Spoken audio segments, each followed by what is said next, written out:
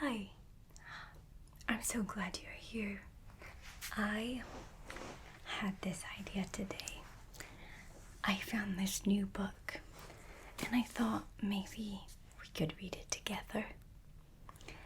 It is The Day I Fell into a Fairy Tale. Would you like us to read maybe the first chapter and see if you like it? I mean, look at the cover. It is gorgeous, isn't it? There's a little girl falling, kind of like Alice in Wonderland. Do you know Alice? Yeah, she falls into a rabbit hole and then she ends up in a crazy land called Wonderland. So I think this is a little bit similar, and I thought we could give it a try together. Yeah. We have there a donut, there's candy and apples and books. So let's try this today. Okay, so I'm opening. Wow, look at this. It's flowers and candy all over. And let's go to chapter 1. Where is it? Let me find it. There we go. Chapter 1. Lana was bored. It had finally stopped raining, but she had no one to play with. Usually, her older brother, Harrison, made up the most brilliant games. Knights of the Round Table, for example, or Soldiers and Zombies. But ever since he started senior school, Harrison had changed. He had become serious. Even though he was on holiday too, all he did was sit in his bedroom and work. After breakfast, when Lana had knocked to see if he wanted to play in the treehouse, he had closed the door in her face without saying a word. Now, 10 minutes later, she had returned to check if he'd changed his mind, but found a large sign on his door that read, "Very important homework in progress. Do not disturb." I'm sure that's really aimed at our parents, thought Lana. I bet he's secretly hoping I ask him to play again.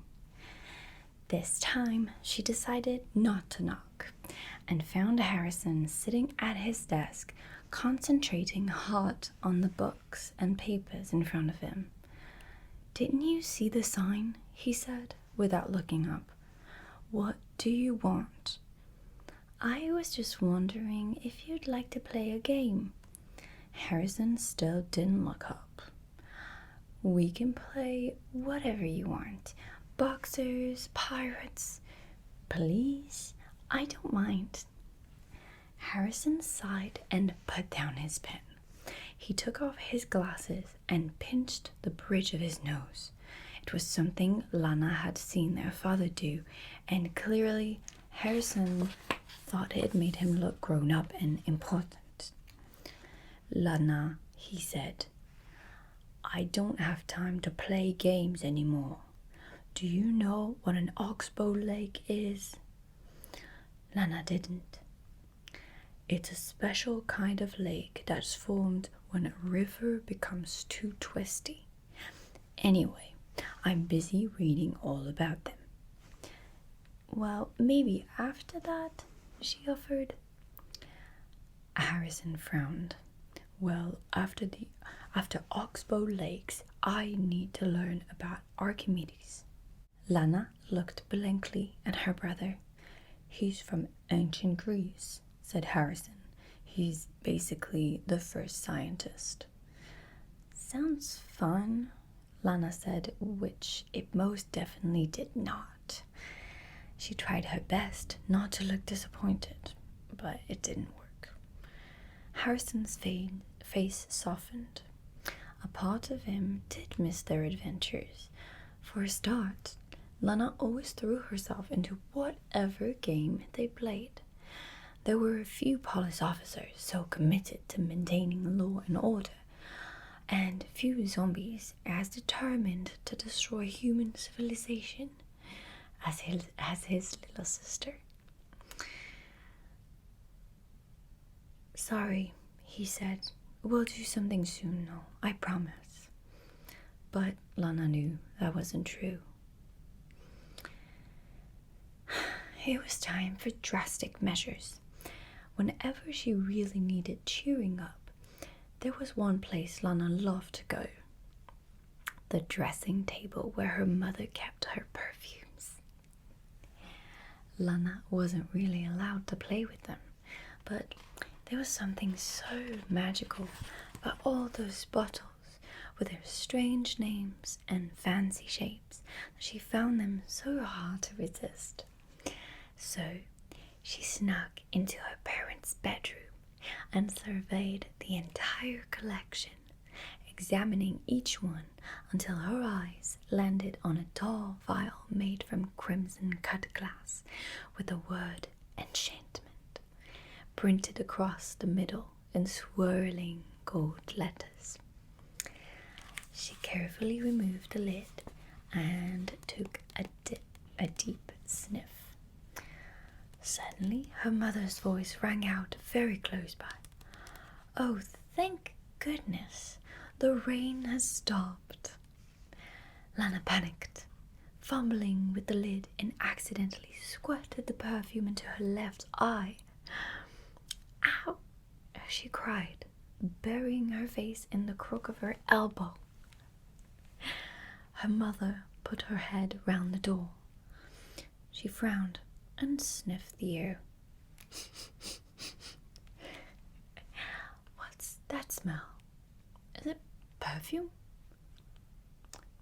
I can't smell anything, said Lana. She quickly hid the bottle behind her back. Her eye was smarting and a tear rolled down her left cheek. Are you okay? Asked her mother in concern. Then it dawned on Lana. Her mother thought she was upset. Harrison won't play with me, she said, quickly making a sad face. Her mother nodded thoughtfully. I know, she said. He's worried about his exams. But why? Asked Lana. He's only in his first year of senior school. Exams are ages away. He just wants to be prepared, said her mother, with a note of worry in her voice. You know what he's like. I miss him. Oh, Lana, I'm sorry. Her mother opened her arms and gave Lana a big cuddle. Lana felt her tears become real. Your brother is growing up. That's what happens. Now that she had started crying, Lana found she couldn't stop. Let's go out and cheer you up, said her mother decisively, determined to change her daughter's mood. Why don't you come to Grimm's with me? Where? Oh, it's very exciting, said her mother earnestly. Overnight, a supermarket seems to have sprung up from nowhere on the common. I see it on my walk. I saw it on my walk this morning. Lana sighed with disappointment. It's the school holidays, she said. We're meant to do fun things. And supermarkets aren't fun. Come on, replied her mother. I'll buy you a treat. Lana's ears pricked up. What sort of treat? A book? She might not be able to have fun adventures with Harrison, but if she could find a new book, like ours tonight, she could at least read about far-off lands and daring escapes. Yes, if that's what you want. Now, I'm going downstairs to tell your father that we're going out. Hopefully, by the time you join me, all my perfumes will be back where they belong. Lana tried to look innocent. Including the one you're hiding behind your back, said Lana's mother with a breezy smile. Should we read chapter 2? I think that's very interesting. I say we do. Okay. Cool. I'm glad you're enjoying. Alright, chapter 2. If there was one thing to say about Little Hellcott, the village where Lana lived, it was this. It never changed. As they drove down the hill from their cottage, everything she saw was achingly familiar. There was the same old red postbox, standing sentry outside the village shop, and there was the same old row of crooked houses, threatening to collapse onto the tiny village school. Last of all came Hillcote House, with its high yew head, where every summer the Gatcombe family hosted the village fete. But as they made the turn onto the common, Lana could scarcely believe her eyes. Her mother was right. There, where yesterday Lana was sure there had been nothing but grass, was the most enormous supermarket. A fresh tarmac road swept them off the lane and through a neat brick arch into a colossal car park with trees and shrubbery planted in orderly fashion. Well, what do you think? Asked Lana's mother, parking in one of the newly marked out bays and turning off the engine. Where did this all come from? Asked Lana, gazing up at the shiny new buildings. I don't know. I suppose they must have been building it through all the bad weather when everyone was indoors. Although, how they did it with no one noticing? Lana's mother trailed off, looking puzzled. Anyway, shall we go and take a look around? They both climbed out of the car and headed to the entrance.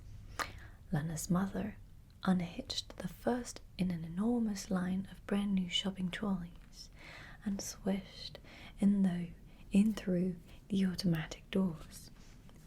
By the time Lana caught up with her, she was already loading her trolley with bumper packs of toilet roll.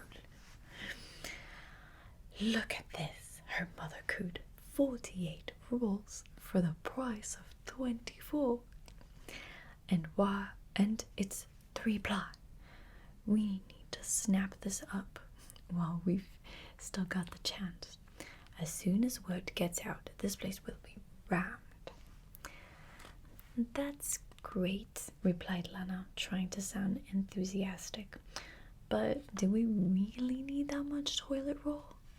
What's this? Asked her mother in an awed voice. Buy 19 boxes of aluminum foil and get the 20th free?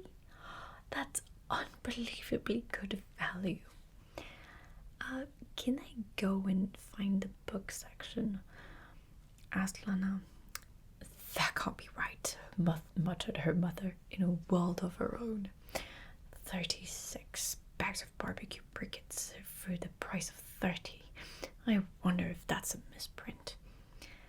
Lana was about to say that they didn't have a barbecue, but thought better of it and and while her mother continued shopping, she quietly slipped away.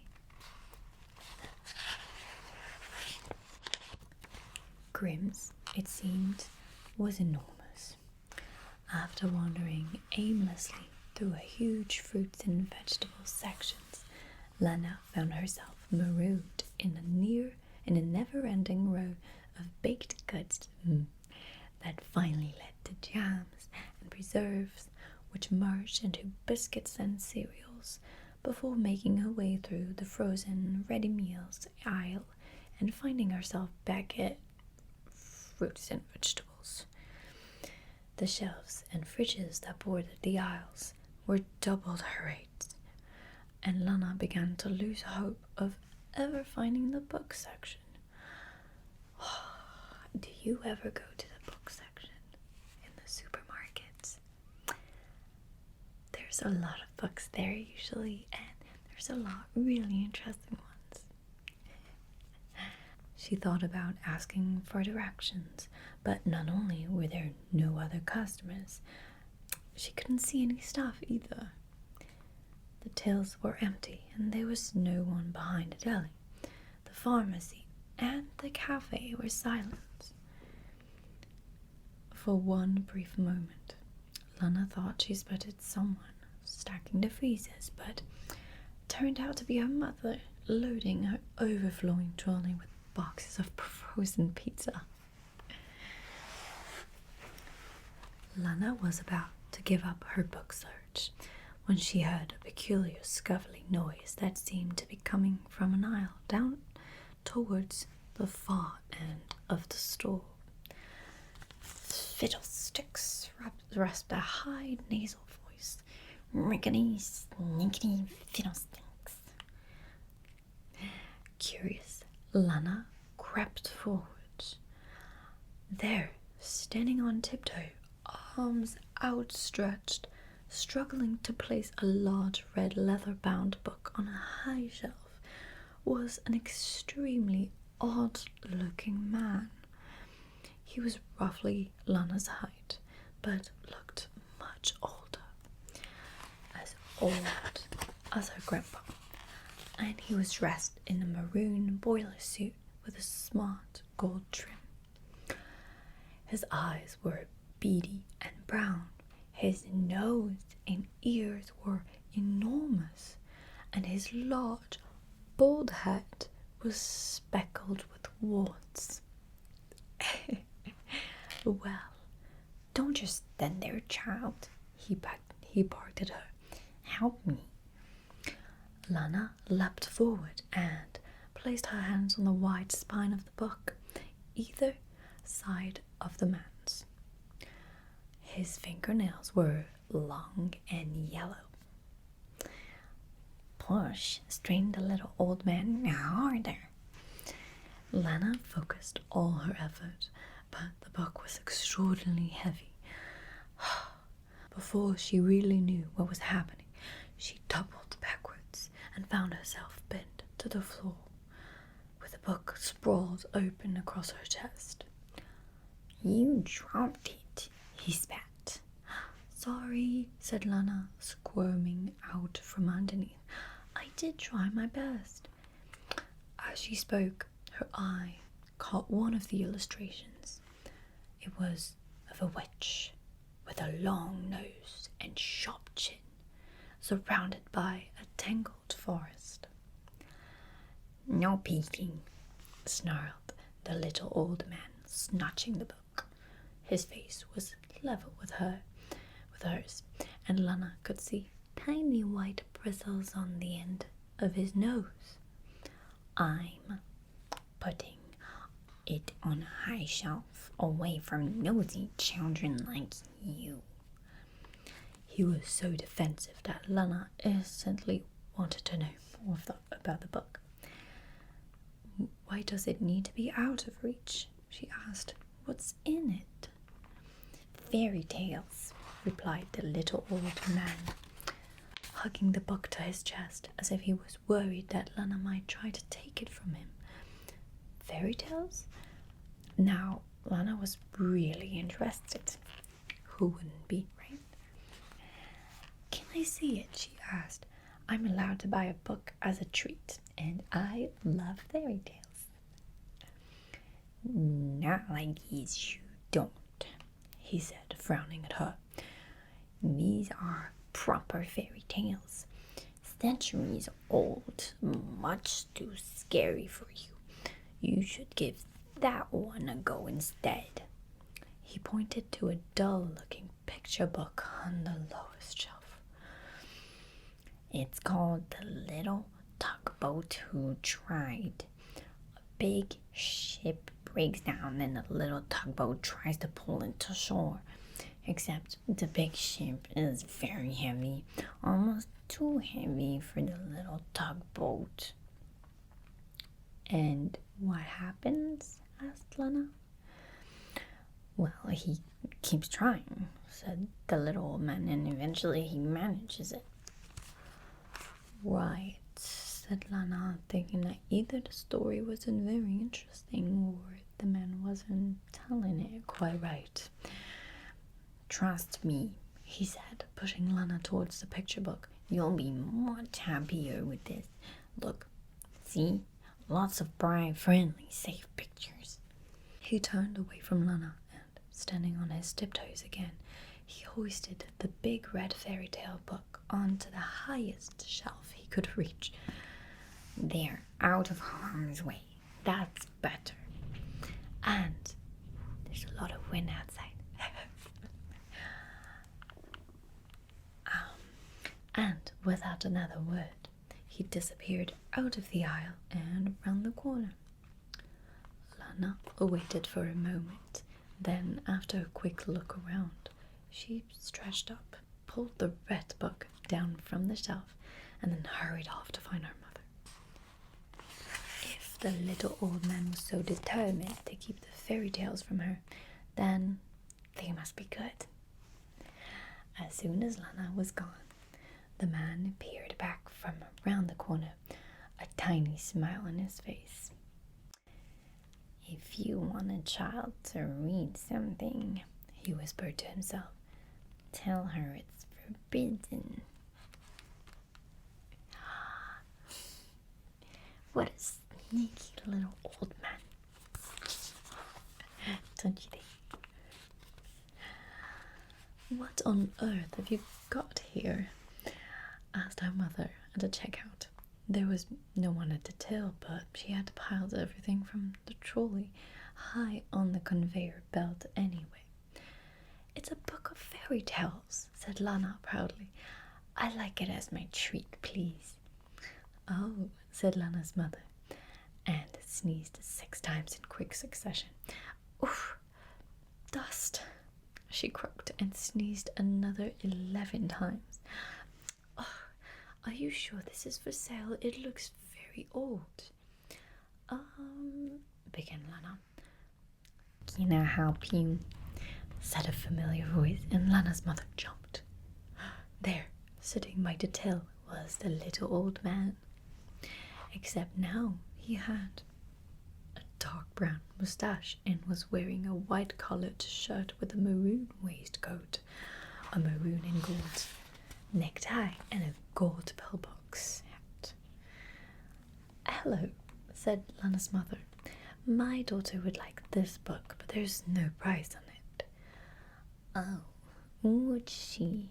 he asked, fixing Lana with a stare. "How old is she?" 9, announced Lana. "A young 9 or an old 9? "I'm sorry?" asked Lana's mother. "What difference does that make?" "These fairy tales are not suitable for a young 9, an old 9 maybe." "I see," said Lana's mother, who really didn't like being told what she could or could not do by anyone, let alone strangers. She opened the book and skimmed the contents page. "Oh yes," she said, smiling. "I used to love these stories when I was little. We'll take them, please." "As you wish, madam," said the old man, "but don't say I didn't warn you. That'll be 17 pence. Lana's mother looked at him blankly. But with your introductory discount, he said with a breezy smile, I can do it for 11. Once Lana and her mother had left the supermarket, the little old man grinned to himself one more. And if you want an adult to buy something, he muttered, make it cheap. This is very funny. Should we do chapter 3? That could be fun.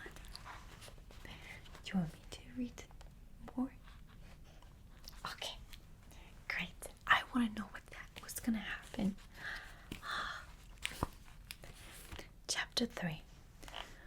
Will you read to me? Lana asked that evening as her mother was tucking her into bed.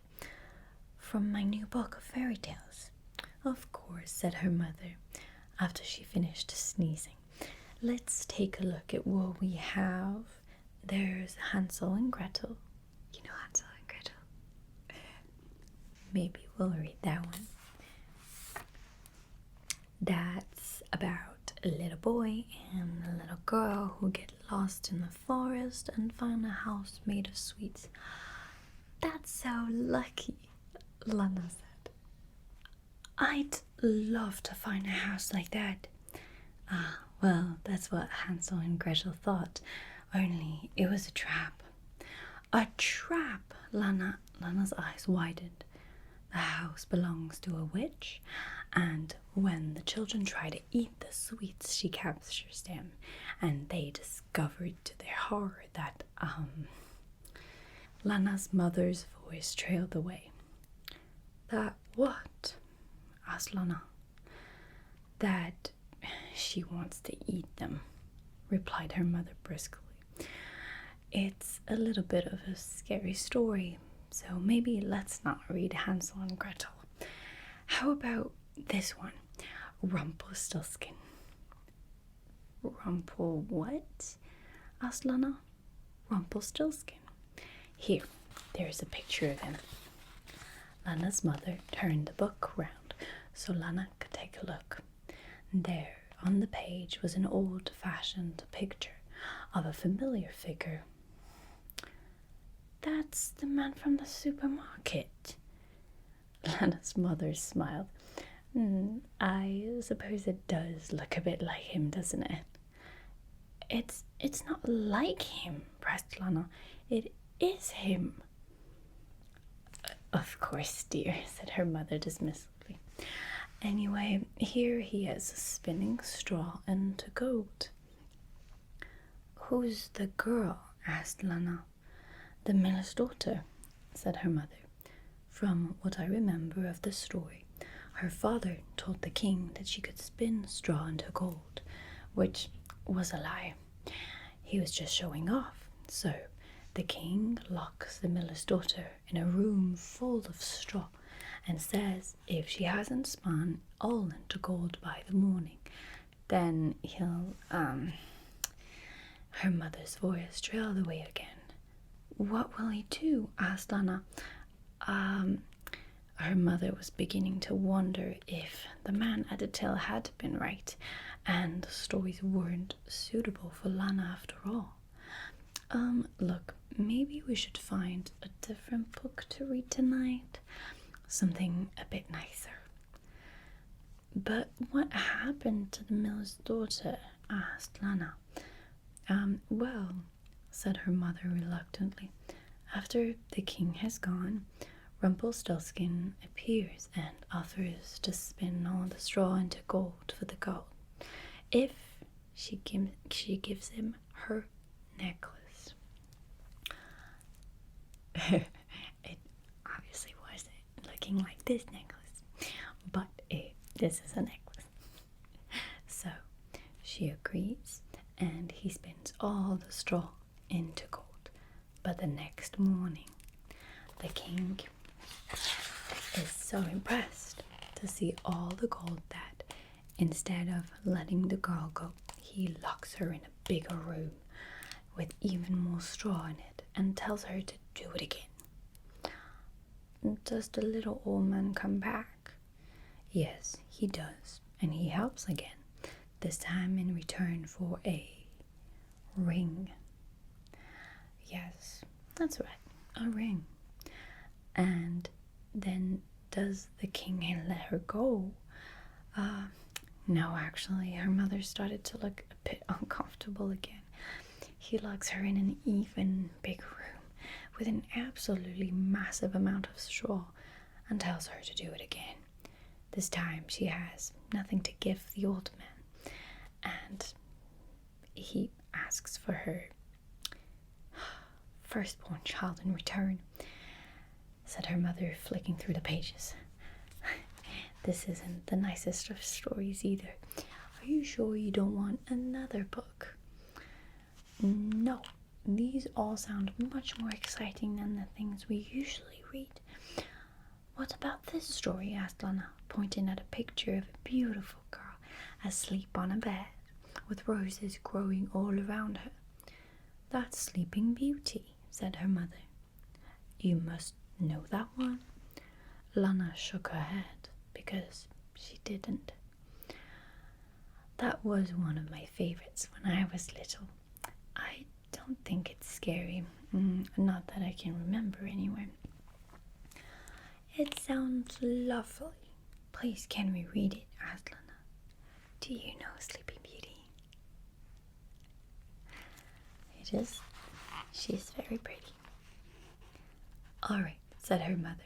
"I suppose we can read a little and see if it's suitable. And this, well, this is pretty much what she read. Once there was a king and queen who very much hoped for a baby, but hope as they might, no baby came. Soon they began to lose heart and busy themselves with hobbies instead. The king organized archery competitions, while the queen took up wild swimming. One day, when the queen was swimming in the castle moat, a strange red-eyed frog hopped out of the water and into the bank. "Great news," chirruped the frog. "Before the year is out, you and the king will have a child. Her name will be Briar Rose, and she will be everything your heart desires." The frog, it seemed, was right, because several months later, the royal couple had a most beautiful baby girl. The king and queen were so happy that they decided to hold a feast to show Briar Rose off to the world. They invited only the most important people in the kingdom, including the 13 fairies. Now, as everybody knows, fairies only eat off gold plates. But as they were writing the invitations, the king realized they only had 12 gold plates and no time to get another. So instead of inviting all 13 fairies, he only invited 12. Soon the day of the party came, and after dinner, each of the fairies came forward to give Briar Rose a gift. "Darling Briar Rose," said the first fairy, "I shall give you beauty." "Briar Rose already has beauty," said the second fairy, "so I shall give her wit." There were so many fairies that soon they were running out of gifts. "Your baby already has beauty, wit, charm, grace, humility, bearing, exceptional leadership skills, excellent hand-eye coordination, an ear for music, a refreshing lack of self-pity, and great hair," said the 12th fairy. "So I shall give—" "Stop right there," boomed a voice, and everyone turned to see the 13th fairy in the doorway, looking very angry indeed.